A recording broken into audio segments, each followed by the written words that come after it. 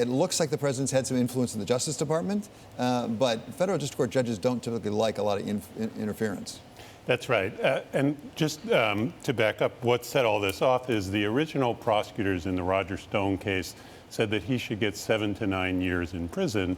And President Trump tweeted about that, his displeasure and his disgust, really.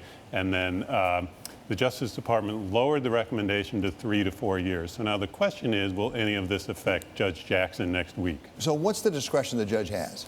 The judge can sentence anywhere from probation all the way up to the statutory maximum in this case, and the judge has to decide the facts and the law in the case. We've talked to people who basically say that Judge Jackson is unlikely to be influenced by all the political noise around her, and she's going to review the facts of this case and compare Roger Stone's conduct with other people that are similarly situated who, in his case, he obstructed justice, he lied to Congress, and he tried to tamper with a witness. Yeah, one thing that will bring federal judges together, whoever they were appointed by, because as I understand, Judge Jackson was appointed by President Obama. That's is that correct? But no matter who appointed them, one thing that tends to bring them together is outside interference, especially political attempts at political interference. We've seen that already from Chief Justice Roberts, where he pushes back on President Trump. So I would think that federal district court judges and Court of Appeals judges and the Supreme Court would say, no, you don't do that.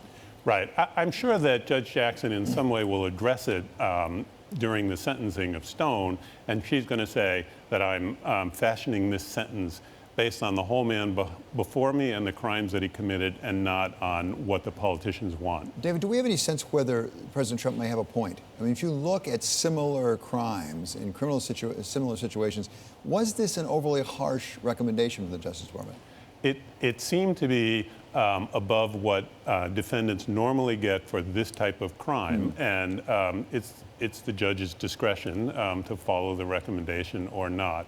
I talked to a retired judge yesterday who said that the typical sentence in this type of case is, say, a year to 18 months. Wow. But what Roger Stone did in this case after he was indicted... Well, see, that's the problem, because he misbehaved and the judge kept having him in and right, didn't help him. At one point before the trial, he posted on Instagram a picture of the judge and next to it a picture of a rifle scope, which could certainly be construed as a threat.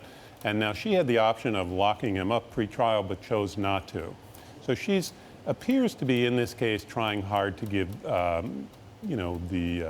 the appearance and the actual fact of impartiality. Yeah, but President Trump has actually tweeted about her as well at this point. It's not just the prosecutors. Right. And the real question is, after he is sentenced, after Roger Stone is sentenced, will Trump pardon him?